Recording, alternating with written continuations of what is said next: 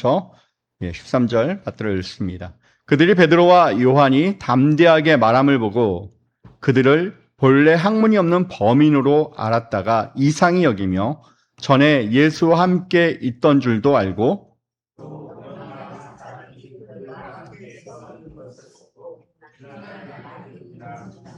명하여 공회에서 나가라 하고 서로 의논하여 이르되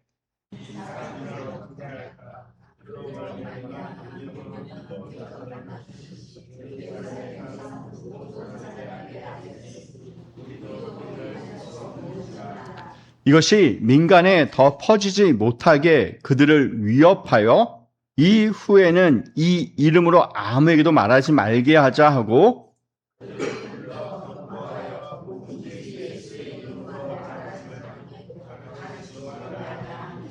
베드로와 요한이 대답하여 이르되 하나님 앞에서 너희의 말을 듣는 것이 하나님의 말씀을 듣는 것보다 옳은가 판단하라.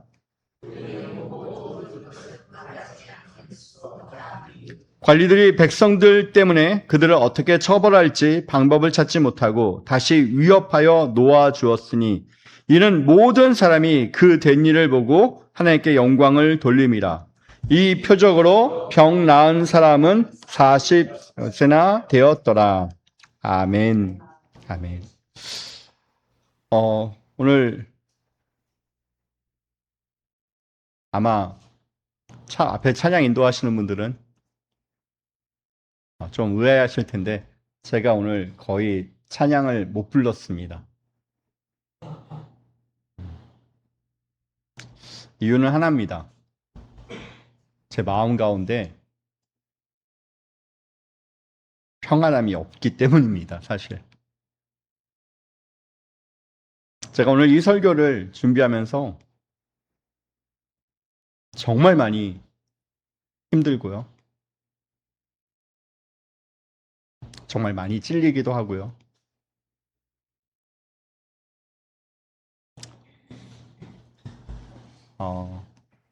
저희가 이 건물로 교회를 이전하는 과정 가운데 가장 힘들었던 것은 여러 가지가 있겠지만 2층에 있는 세입자와의 관계가 제일 힘들었습니다.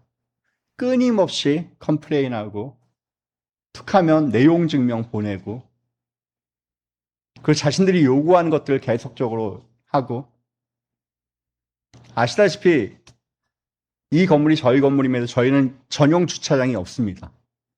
그래서 저는 차를 내가 하면은 저는 늘 밖에다 세우든지 아니면 집에다 갖다 놓고 오든지 합니다. 근데 여기는 자기 전용 주차장 3대를 무조건 요구해서 그 3대를 지금 다 쓰고 있고요.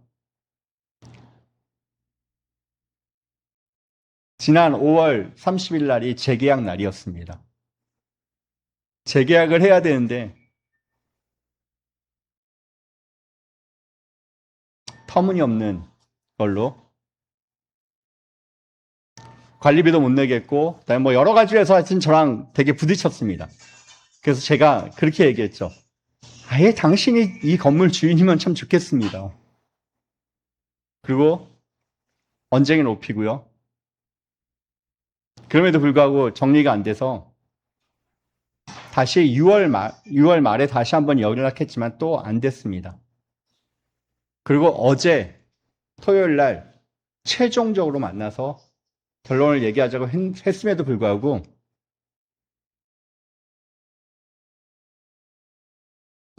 한 발짝도 단 1원도 자기는 관리비도 엘리베이터 사용료도 사실 엘리베이터를 누가 제일 많이 사용하냐면 지하나 1층은 사용하지 않고요. 저희와 거기만 사용하는데 엘리베이터 사용료도 저는 주중에 저 혼자나 아니면 몇몇 사람들 오는 거 말고는 거기가 다 사용함에도 불구하고 자기는 엘리베이터 사용료도 더 이상 기존에 내던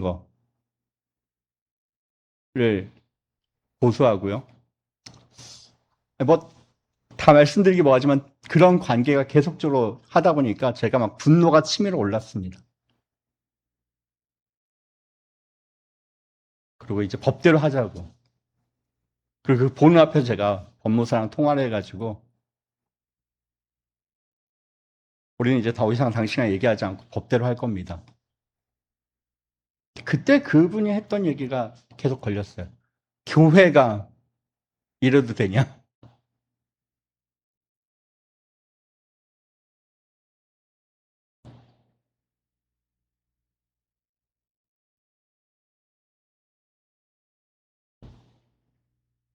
근데 그 말이 참 마음에 걸립니다, 지금도. 목사가, 교회가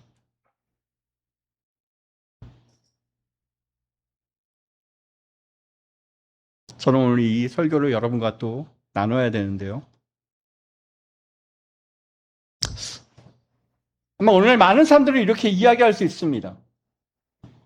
교회가 다 좋은데, 말은 잘하는데,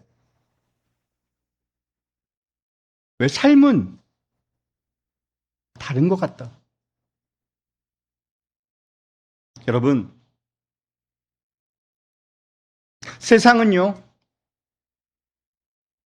성경을 읽지 않습니다. 설교를 듣지 않습니다.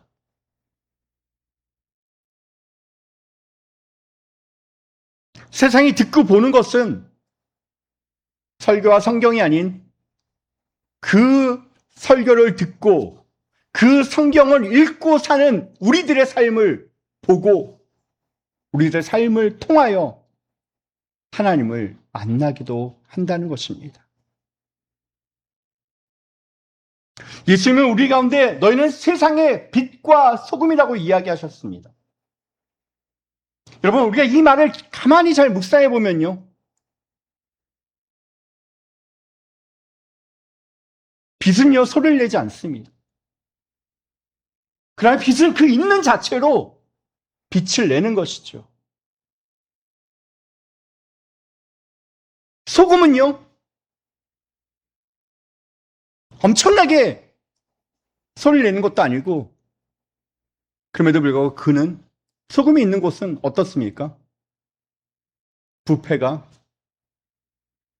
막아서고요. 소금이 들어간 곳은요 분명한 맛을 내게 됩니다.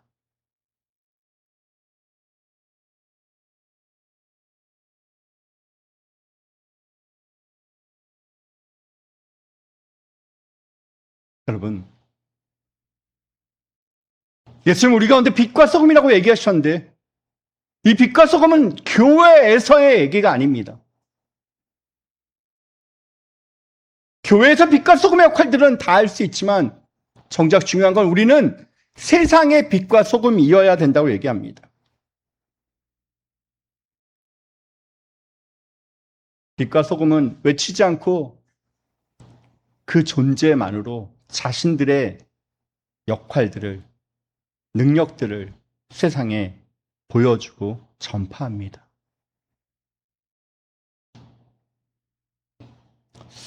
오늘 그 사내들인 공의회 앞에 둘러싸인, 우리가 지난 시간 살펴봤지만 그 당시 최고의 권력자들과 최고의 지성들이 둘러싸여 있는 그 상태의 베드로와 요한은 기죽지 않고요. 우리가 읽지는 않았지만 지난주에 우리가 읽었던 본문 가운데 분명히 이야기하죠. 뭐라고 얘기했습니까? 다른 이론 누구 구원을 받을 수 없나니, 뭐라고 얘기합니까? 천하 모든 사람 중에 구원받을 만한 다른 이름은 우리에게 주신 바 없습니다. 바로 예수 그리스도만이 우리의 구원자 되시며 능력된다라고 그는 외칩니다. 그 이야기 가운데 오늘 그 사내들인 공의회가 반응했던 내용이 바로 이겁니다. 그들이 요한과 베드로의 담대히 말함을 듣고요, 어떻게 얘기합니까? 이상히 여기면 본문에 뭐라고 얘기합니까? 또 전에 예수와 함께 있던 줄도 알고라고 되어 있습니다. 여러분, 여기서 핵심이 뭔지 아십니까? 그들이 이상히 여긴 것이 핵심이 아닙니다. 그들은 이 베드로와 요한을 통하여 누구를 보고 있습니까? 예수님을 보고 있다는 거예요. 그들이 어떤 지식이 없는데, 배경이 없는데, 그들이 어떻게 저렇게 이야기를 할 수 있을까? 라는 그 모습 가운데 단지 그들은 저 사람이 예수의 제자들이구나 라고 하는 것이 아니라 그 베드로와 요한의 그 모습을 통하여 자신들이 잡아 죽였던 그 예수, 그 예수의 모습을 그들 가운데서 발견하고 있는 것이죠. 예수는 십자가에 죽은 것으로 끝나지 않고요. 지금 여전히 베드로와 요한의 삶을 통하여 예수님이 드러나고 역사하고 능력을 베풀고 계시다는 것입니다. 사랑하는 성도 여러분, 이게 성도의 삶입니다. 이게 우리 교회의 역할들입니다. 우리는 무엇을 드러내야 합니까? 우리를 통해 세상은 무엇을 느끼게 해야 하는 것입니까? 성도는요, 단지 예수님을 믿는다라고 입으로 고백하는 것만으로 끝나는 것이 아닙니다. 우리의 삶에 예수의 흔적을 보여주고 예수의 향기를 전하는 사람들이 바로 성도들인 것이죠. 여러분, 한번 베드로를 보십시오. 베드로는 성질이 아주 불같은 사람 중에 하나였습니다. 그는요, 감정을 제대로 컨트롤하지 못해서 겟세마네 동산에서는 어떻게까지 합니까? 예수를 잡으러 왔던 그 말고라는 사람의 귀를 칼로 쳤던 사람이기도 합니다. 폭력을 행사하기도 하고요. 그는 쉽게 분노하기도 하고요. 심지어 그는 한낱 계집종 앞에서 예수를 모른다고 부인까지 했던 사람이 바로 베드로였습니다. 여러분, 그랬던 베드로가 이제 어떻게 담대하게, 어떻게 논리적으로 예수님을 온 천하의 유일한 이름, 구원 얻을 유일한 이름이 예수인 것을 증언하고 그 많은 사내들인 공유회라고 하는 그 최고의 권력과 지성 앞에 담대하게 맞설 수 있었던 이유가 무엇 때문이었을까요? 그것은 바로 3년 동안 예수님을 경험했고요. 그리고 마침내 부활하신 주님, 그 승천하신 주님을 그들은 목격했을 뿐만 아니라 그들은 마가다락방에 성령을 체험하게 되어집니다. 그냥 신앙을 배웠기 때문에 우리 신대원도요. 다른 곳에는 보통 대학원 코스가 2년인데 신대원만큼은 신학대학원은 3년입니다.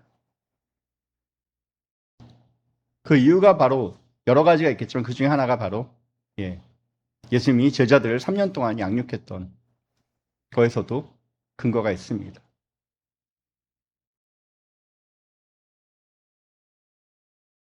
여러분, 3년 동안 예수님을 따라다녔기 때문에 그들이 변한 것일까요?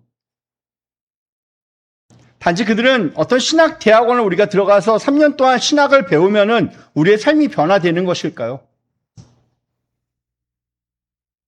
아닙니다. 신앙은요, 지식을 쌓는 것이 아닙니다. 물론 없지 않아 그것이 도움이 되기는 합니다. 그러나 오늘 베드로와 요한이 변화될 수 있었던 이유는 단지 예수님에게서 좋은 이야기를 듣고 많이 지식이 쌓였기 때문에 변화된 것이 아니라 그들은 예수님을 직접 경험했다는 것입니다. 삶에서 체험한 것이죠. 말로만 듣던 것을 진짜 체험하게 되고 진짜 눈앞에서 수없이 많은 경험들을 통하여 그들은 조금씩 변화되어지고 성장해 나가는 것이죠.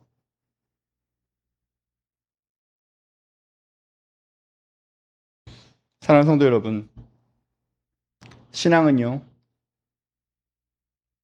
우리가 어떤 성경적인 지식을 많이 쌓고 많이 배우는 것도 있지만 그 배움을 우리의 삶에서 하나하나 실천해내며 예수가 살았던 그 삶을 저와 여러분의 삶 속에서도 살아내는 것, 그 조금씩 조금씩 예수님을 닮아가는 것, 이게 신앙의 믿음의 가장 기본적인 모습입니다. 신학대학을 가는 것이 아닙니다. 성경 공부를 한다는 것이 아닙니다. 우리가 신학대학을 가고 성경 공부를 해야 되는 가장 큰 이유는 예수를 더 닮아가기 위해서입니다. 저와 여러분의 삶 가운데서 예수를 닮지 못한다면 우리가 많이 공부를 하고 많이 성경 지식을 안다고 하더라도 그것은 울리는 꽹과리처럼 빈 수레가 요란한 것처럼 되어줄 수밖에 없다는 것입니다. 저는 종종 많은 성도님들 가운데 이런 질문을 받곤 합니다. 목사님, 어떻게 하면 믿음이 좋아질 수 있습니까?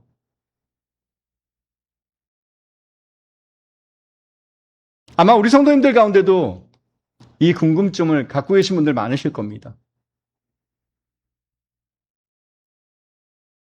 사랑하는 성도 여러분, 전 사실 이 대답에 이렇게 대답했으면 참 좋을 텐데 40일 작정 기도를 하시면 믿음이 좋아집니다. 아니면 3일 금식을 하시면 믿음이 좋아집니다. 아니면 제가 너무 세속적이지만 한 돈 300만 원 정도만 헌금하시면 믿음이 좋아집니다. 라고 얘기할 수 있으면 참 좋겠습니다. 얼마나 명확합니까? 그러나 그러지 않습니다. 성경은 그런 이야기를 하지 않습니다. 저의 이름이 정말 믿음이 좋아질 수 있는 유일한 길은요, 얼마나 예수님과 함께 동행하느냐입니다. 그분과 얼마나 많은 시간들을 보내느냐입니다. 여러분,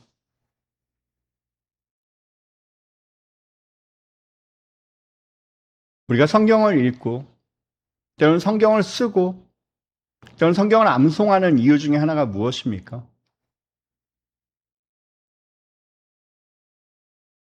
교회에서 금반지 주기 때문입니까?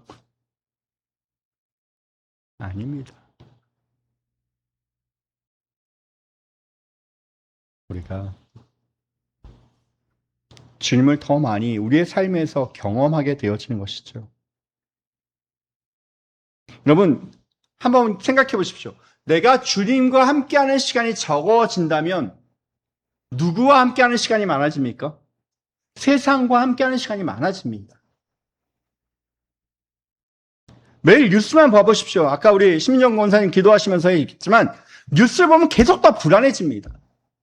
걱정이 더 많아집니다. 앞으로 이런 세상에 내가 살아갈 수 있을까?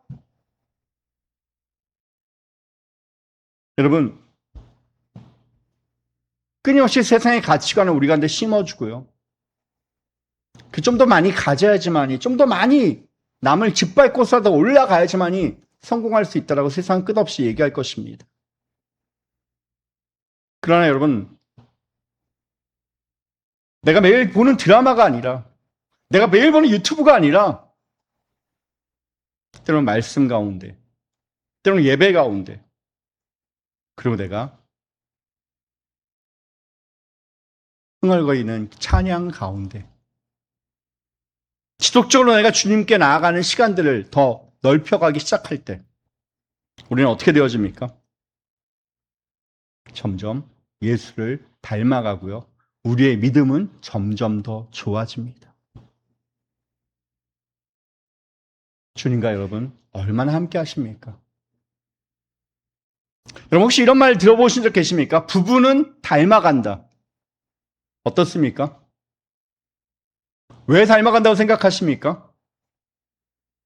함께하는 시간이 많아질수록 함께 먹는 음식이, 함께 놓여진 환경이 점점 많아질수록 점점 닮아가는 것이죠. 사랑하는 성도 여러분, 저는 가장 두려운 게 목사로서 사실 교회 안에서 목사의 모습으로 여러분한테 보여주는 모습은요, 죄송합니다. 충분히 가식적이고 위선적일 수 있습니다. 근데 제가 제일 가식적이지 않고 위선적이지 않은 장소가 어디냐? 가정입니다. 가정에선 저의 본 모습이 그대로 드러납니다.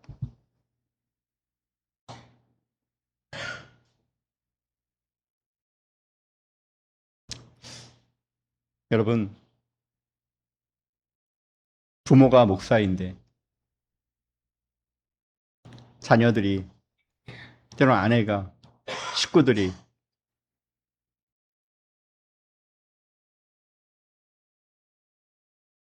그 아빠의 삶을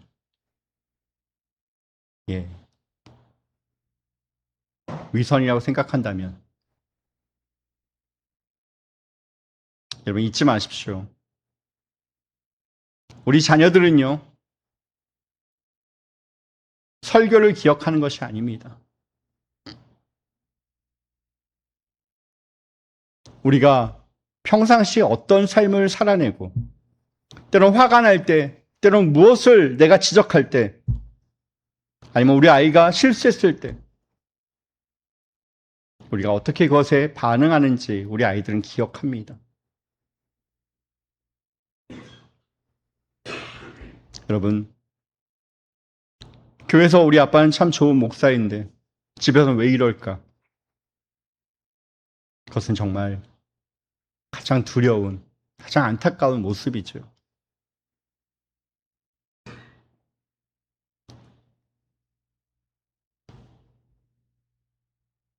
사랑하는 성도 여러분, 이건 비단 목사의 얘기가 아닙니다. 우리 성도들의 삶 가운데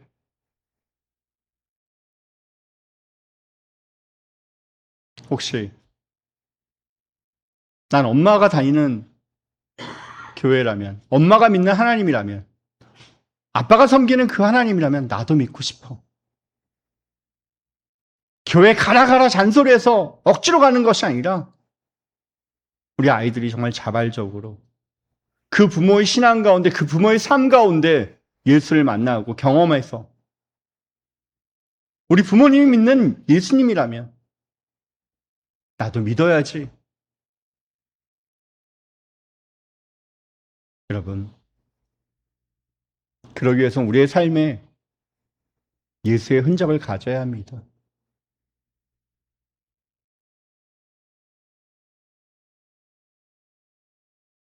예수의 삶을 갖는 것.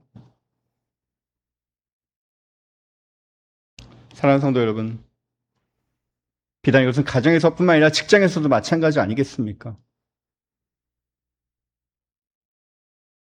우리가 교회에 올 때만 틀리고요, 교회 밖에 나가면 세상과 전혀 구별되지 않는 삶을 우리 가운데 살아내고 있다라면,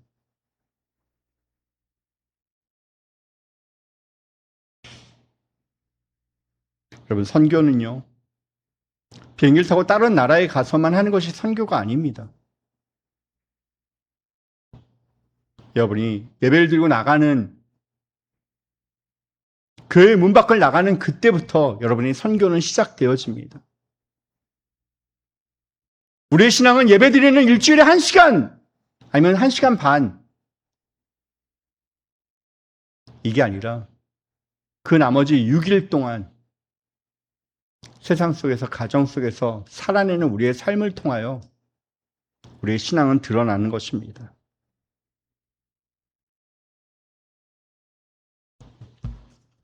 요즘 우리 교회는 몇몇 권사님들이 날씨가 더운데도 불구하고요, 매일매일 전도를 하고 계신 분들이 계십니다.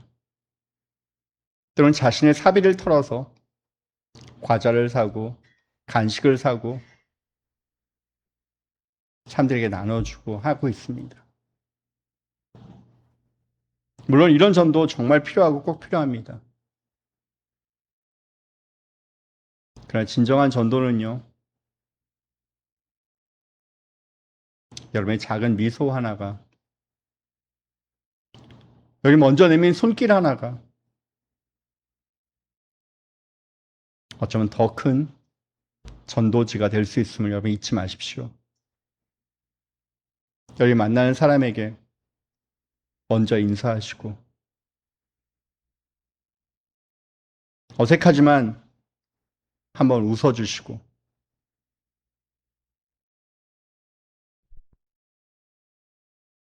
제가 잘 가는 이 근처 식당이 하나 있는데요. 그 식당의 종업원이 아주 친절합니다. 가면 제 얼굴 알고요. 제가 그렇게 많이 먹지도 않는데 꼭 밥 2그릇을 갖다 주는 사람이 있습니다. 근데 그 사람 때문에 거기를 자주 갑니다. 그냥 따뜻해요.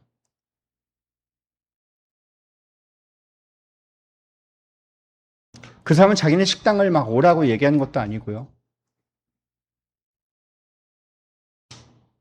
엄청나게 많은 것을 내게 하는 것도 아님에도 불구하고 같은 밥을 먹는다면 거기로 가고 싶은 마음이 있습니다. 사랑하는 성도 여러분, 우리의 삶에 이 예수의 흔적을 우리는 가져야 합니다. 누군가가 우리를 보면서 저 사람은 예수의 흔적을 가졌구나. 저 사람의 삶을 보니까 예수의 삶을 살아내고 있구나. 저 사람의 삶을 보니까 나도 저들이 믿는 삶이라면, 저들이 살아가는 그 모습이라면 나도 한번 살아가고 싶다. 느끼는 것들.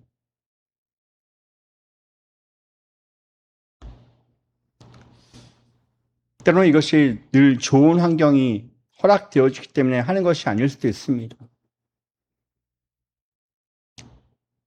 때로는 예수의 흔적을 내가 살아낸다는 것은요, 손해보는 것일 수도 있고요. 어려움을 겪는 것일 수도 있을 것입니다. 그럼에도 불구하고 우리는 이 예수의 삶을 살아내야 하는 것입니다. 누군가가 저와 여러분을 그리고 우리 교회를 평가할 때 저 교회는 건물이 있구나, 좀 돈이 있구나, 뭐 좋은 프로그램이 있구나, 그런 것이 아닙니다.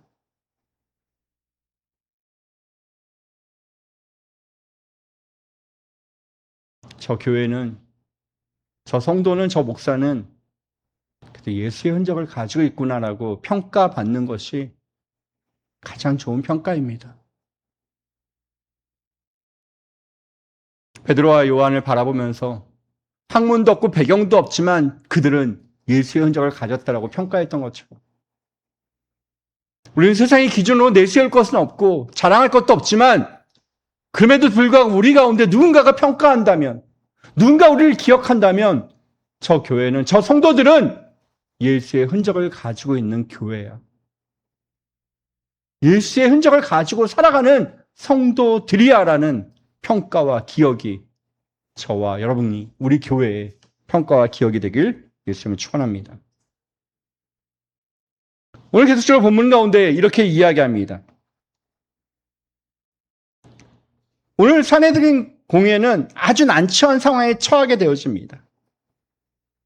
무슨 얘기입니까? 베드로와 요한의 이야기를 반박해야 합니다. 왜냐하면 베드로와 요한이 증거하고 보여주는 것은 바로 예수 그리스도인데요. 이 예수 그리스도를 누가 죽였습니까? 누가 죽이기로 결정했습니까? 자기들이 죽이기로 결정했는데 이 예수 그리스도의 이름으로 외치고 선포하니까 자신들의 권위가, 자신들이 내세웠던 모든 것들이 다 무너지게 되어집니다. 기득권이 다 사라지게 되어집니다. 아주 난처하죠. 여러분, 그들을 좀 부정하고 그들이 잘못됐다고 이야기하고 싶은데 그 옆에 누가 있었냐면요, 40년 동안이나 안진뱅이로 걸어갔던 그 사람이 지금 일어서서 베드로와 요한 옆에 있는 거예요. 그러니까 아니다라고 이야기하고 싶지만 너무 확실한 증거가 있는 거예요.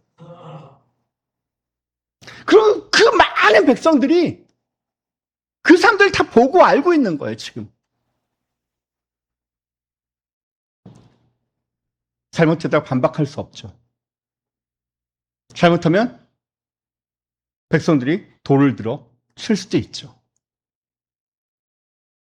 자, 그때 그들의 선택이 한 가지 방법을 내요. 어떤 방법이었습니까? 그 진리가 거짓이다라고 얘기하기 전에 그 사람들의 입을 틀어막는 거예요. 그래서 이것은 지금도 마찬가지죠. 어떤 독재 정권에 잘못된 데를 가면 꼭 하는 것 중에 하나가 뭐냐면 언론을 탄압하는 거예요. 왜냐하면 정말 내가 자신 있으면요, 잘못에 대해서도 충분히 받아들일 수 있고요, 수용할 수 있고요, 용납할 수 있는데 그게 안 되는 거예요, 지금. 그자 진리를 이길 수 없자 이들이 택한 것은 바로 침묵을 선택합니다.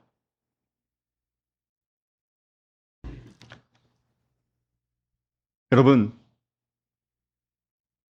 세상을 바꾼 것은요, 칼이 아닙니다. 총도 아닙니다. 세상을 바꾼 건 신념입니다. 올바른 진리를 붙잡고 그 진리를 향하여 묵묵히 걸어가졌던 그 많은 신념을 가진 사람들이 세상을 바꾸는 것입니다. 인도의 간디라는 사람을 여러분 잘 아실 겁니다. 그 사람이 얼마나 대단했습니까? 가진 힘이 많았습니까? 아니었습니다. 그는 자신이 갖고 있었던 참된 신념과 참된 진리를 그는 자신의 삶에서 살아내기 시작할 때 어떤 총보다 어떤 칼보다 더 많은 영향력을 행사했음을 보게 되어집니다. 사랑하는 성도 여러분, 우리가 진리를 택한다는 것, 세상은 끝없이 우리를 유혹하며 우리 가운데 타협의 방안들을 내세웁니다. 너 그렇게 살지 마. 너만 유별나게 신앙생활 하지 마. 그러나 사랑하는 성도 여러분, 잊지 마십시오. 우리가 믿음의 삶을 산다는 것은 좀 더 편한 길을 택하는 것이 아닙니다. 좀 더 손해보지 않는 삶을 택하는 것도 아닙니다. 옳은 길. 때로는 어려움이 있지만 그 좁은 길, 좁은 문을 우리는 택하는 것입니다. 베드로도 알고 있었습니다. 그들의 이야기를, 지금 그들이 더 이상 너희가 그 예수를 전하지 말라고 얘기하는 그 모습 가운데 여러분 한 번만 생각해 보십시오. 만약 그들의 이야기를 부인한다면 베드로와 요한은 어떻게 될까요? 다시 지금 감옥에 하루 동안 갇혀 있었습니다. 갇혀있던 그들이 아침이 되자 다시 나와 신문을 받는 그 상황 가운데 또 그들의 요구에, 그들의 협박에 불응한다면 베드로와 요한은 다시 감옥에 갇힐 수도 있습니다. 좀 더 얘기한다면 예수 십자가에 못 박은 사람들이 누구라고요? 이들이었습니다. 이 상해드린 공의회가 요구하는 것에 만약 이 베드로와 요한이 거부한다면 베드로와 요한도 동일하게 심지어 죽을 수도 있습니다. 눈 한번 딱 감고 그래, 이번엔 당신들 이야기 내가 들어줄게.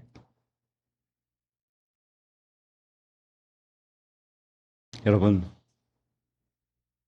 그러나 베드로와 요한은 그렇게 하지 않습니다. 그냥 하나님의 뜻을 택합니다. 여러분이 잘 아시는 다니엘이라는 사람을 기억하십니까? 다니엘 또한 그의 신앙을 지킵니다. 믿음을 지킵니다. 그래서 그의 정적들, 그를 시기했던, 다니엘을 시기했던 수많은 사람들이 그의 뒷조사를 하기 시작합니다. 뭔가 잘못이 있을 거야. 뭔가 부정부패에 연루되어 있을 거야. 그럼에도 불구하고 다니엘은 깨끗합니다. 그래서 그들은 마지막으로 다니엘을 함정에 몰아넣죠. 왕 외에 다른 신에게 기도하는 사람들은 다 사자굴에 집어넣게 하십시오. 여러분, 다니엘은 국무총리였습니다.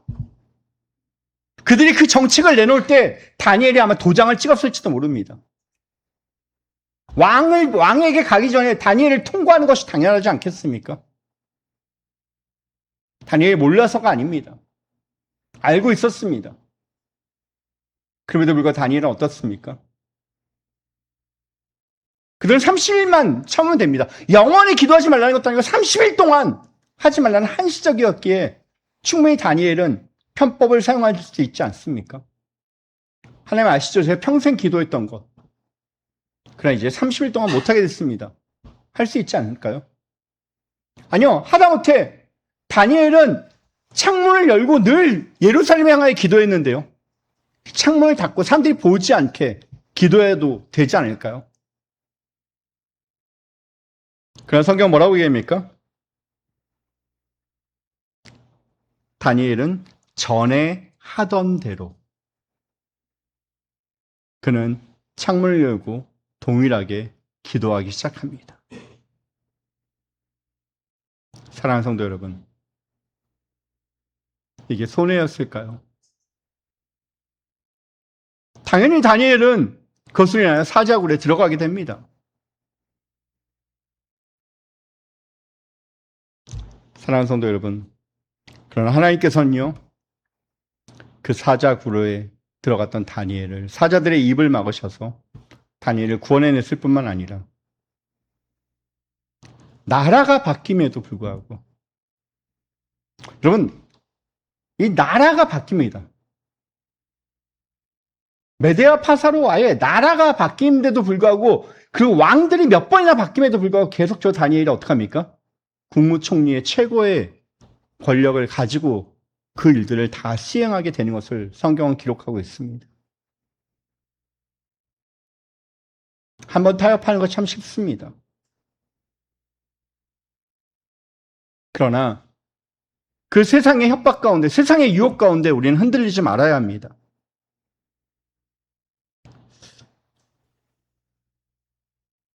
여러분,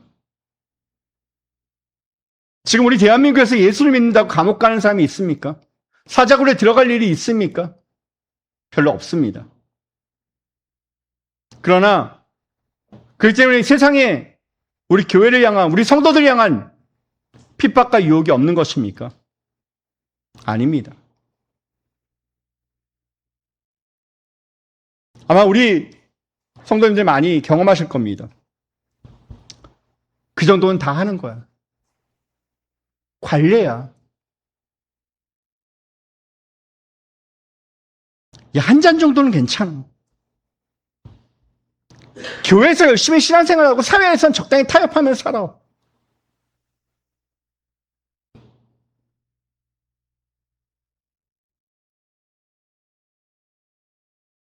저도요. 어제 그 사람과의, 그 이 친구와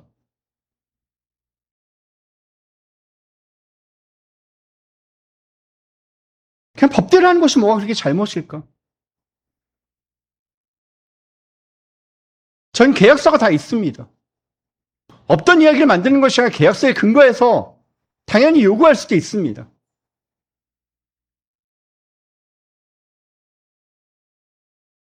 그래서 재판을 가고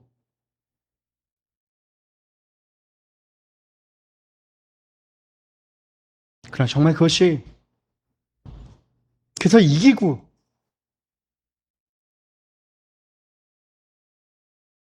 그것이 정말 하나님이 우리를 향한 교회가 목사가 해야 되는 일일까? 물론 제 자존심이 정말 끝없이 짓밟혔습니다.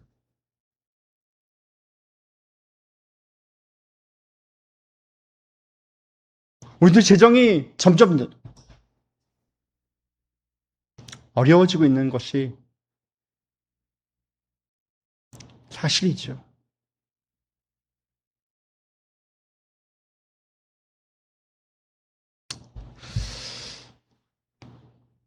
사랑하는 성도 여러분,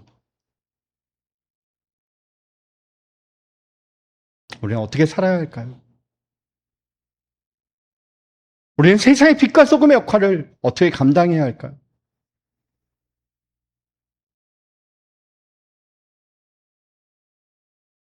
저희는 종종 이런 기도를 많이 하지 않습니까?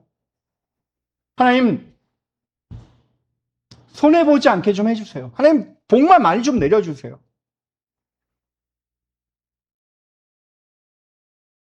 돈을 많이 벌고, 좀 좋은 대학에 가고, 좋은 직장에 가고, 좀 더 좋은 환경과 상황 가운데 우리가 있는 것, 이것이 하나님의 축복이라고 우리는 때로는 믿고요. 그것을 우리는 구합니다.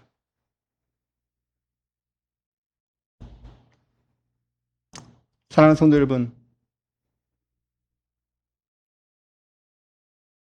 저와 여러분이 믿는 예수님은요,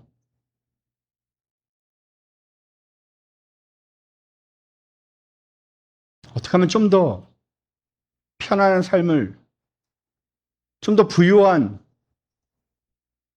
삶을 사는 것을 우리 가운데 한 번도 보여주지 않았습니다.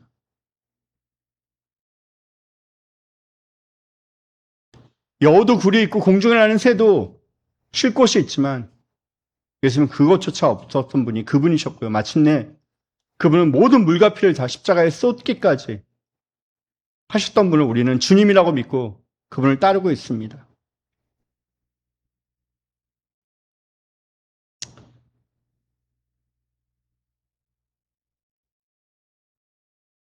우리가 믿는 것은 누구입니까?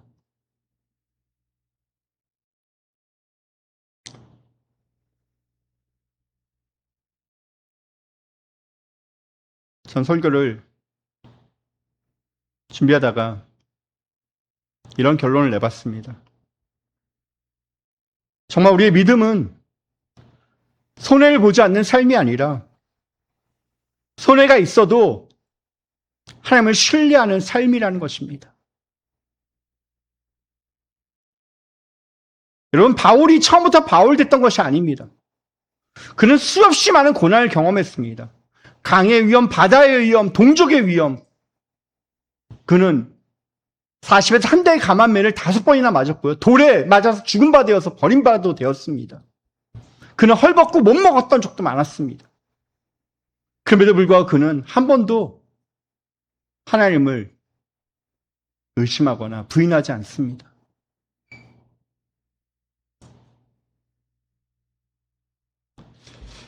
왜 그랬을까요?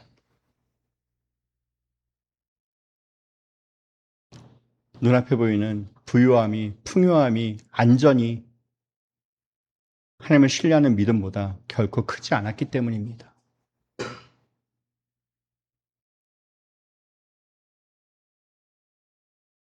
우리의 믿음은 손해보지 않는 삶이 아니라 힘들지만 옳은 길을 택하는 것이 우리의 믿음인 것입니다.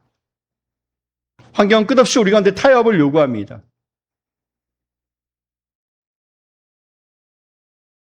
그러나 하나님의 말씀은 우리 가운데 늘 순종을 요구합니다. 오늘 그 결론이 베드로가 요한이 사내들인 공의한테 뭐라고 얘기합니까? 이렇게 얘기합니다. 본문을 보면 19절부터 보면요. 이렇게 다시 한번 이야기하는데요. 베드로와 요한이 대답하여 이르되 하나님 앞에서 너희의 말을 듣는 것이 하나님의 말씀을 듣는 것보다 옳은가 판단하라. 20절입니다. 우리는 보고 들은 것을 말하지 아니할 수 없다 하니. 사랑하는 성도 여러분, 이것이 바로 초대교회 신앙을 가장 잘 보여주는 모습입니다. 그들은 성경을 많이 배웠기 때문이라고 얘기하지 않습니다. 난 논리적으로 이것이 맞다라고 얘기하는 것도 아닙니다. 오늘 베드로와 요한은 뭐라고 합니까? 내가 보고 들은 것. 이것은 단순한 정보가 지식이 아니라 경험이었습니다. 그들은 예수님을 보았고요. 십자가를 보았고요. 부활을 보았고요. 성령을 보았습니다. 체험한 것이죠. 경험한 것이죠. 그래서 침묵할 수 없다고 얘기합니다. 여러분, 예수님이 제자를 부를 때 뭐라고 얘기하는지 아십니까? 너희는 와서 나에게 배우라라고 하기 이전에요. 나를 따르라라고 얘기합니다.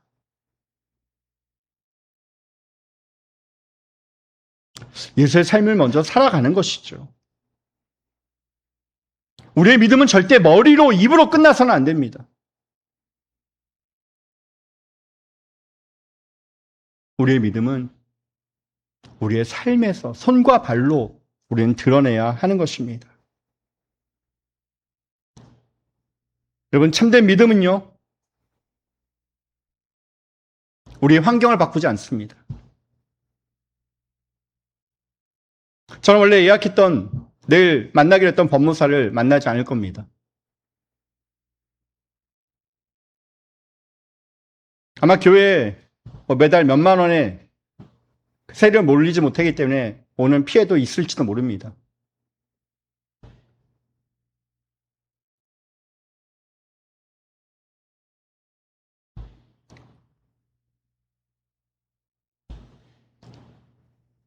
여러분,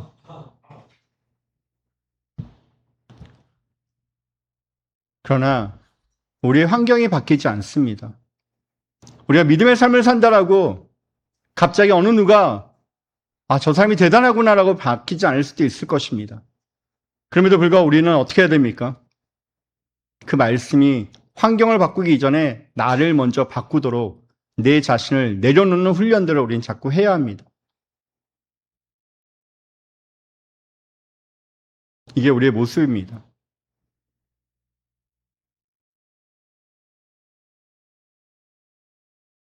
여러분, 사마리아 여인을 기억하십니까?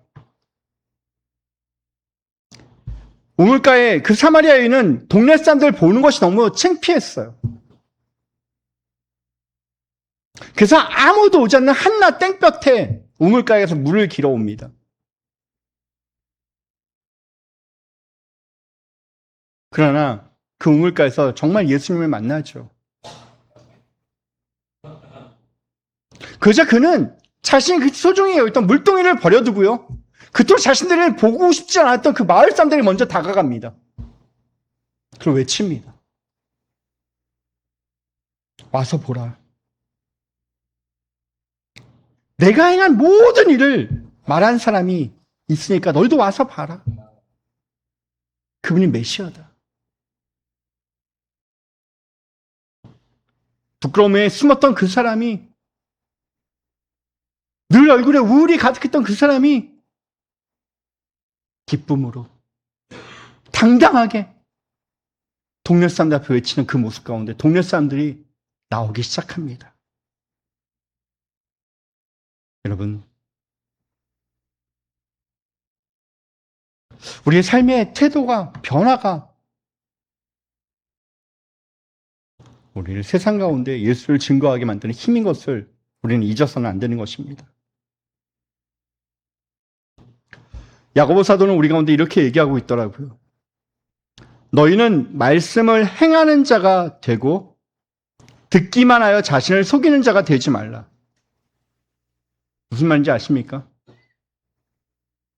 말씀을, 우리가 여러분이 설교를 듣는 이유는요, 듣기만 하면 여러분을 속이는 사람입니다. 우리는 듣고 더 나아가서 어떻게까지 해야 됩니까? 행하는 사람이 되어야 합니다. 듣는 여러분이 하물며 그럴진데 설교하는 저는 어떻게 살아야 되겠습니까?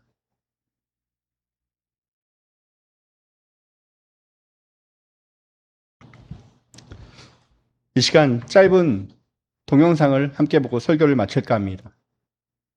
짧지만 여러분 잠깐 보시기 바랍니다. 동영상 좀.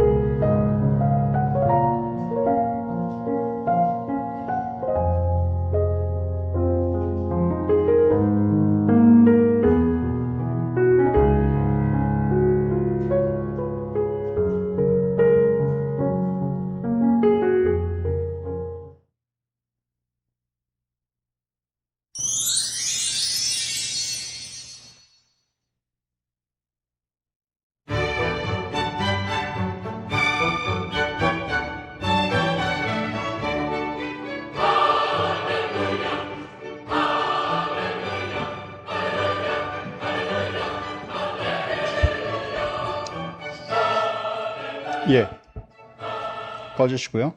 여러분 나중에 기회 되시면 이 파인애플 스토리라는 책이 있습니다. 한 번만 읽어보시면 이건 간략하게 요약된 동영상이기에 설교에 사용하려고 요약되어 있는 거고 여러분이 보시면 아마 깊은 울림이 있을 것입니다. 사랑하는 성도 여러분,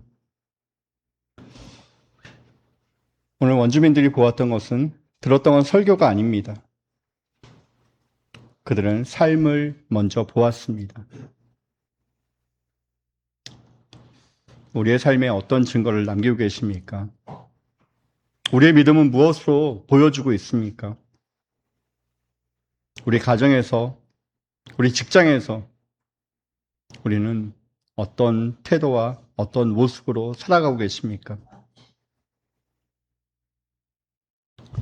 오늘 살려드린 공유의 사람들은 베드로와 요한을 보면서 얘기합니다. 저 사람은 예수와 함께 있었던 사람이다. 여러분, 이 평가가, 이 기억이 저는 우리 교회 가운데도 그리고 부족한 이 목사에게도 그리고 우리 성도들에게도 있기를 원합니다. 예수와 함께한 사람,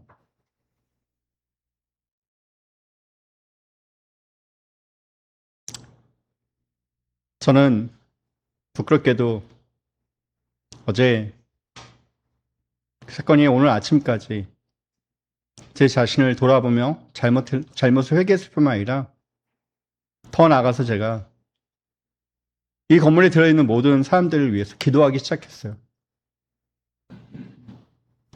마침 또 오늘 우리 지하에 계신 세입자분이 함께 오셔서 좀 부끄럽지만 우리 교회 건물에 들어온 모든 사람들이 하나님 좀 복을 많이 받았으면 좋겠습니다. 이들이 정말 힘들고 어려운 시기를 잘 견뎌낼 수 있도록 하나님 은혜 베풀어 주십시오.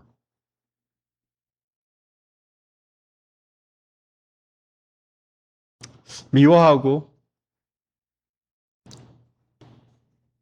화내고 법적으로 막 다투고 그때만 해도 제 마음이 막 그러면 속이 시원할 것 같았는데요. 정작 내 마음 가운데 용서하고 나니까요. 그리고 그들을 이해하기 시작하니까요. 그들을 위해서 기도가 나오기 시작했습니다.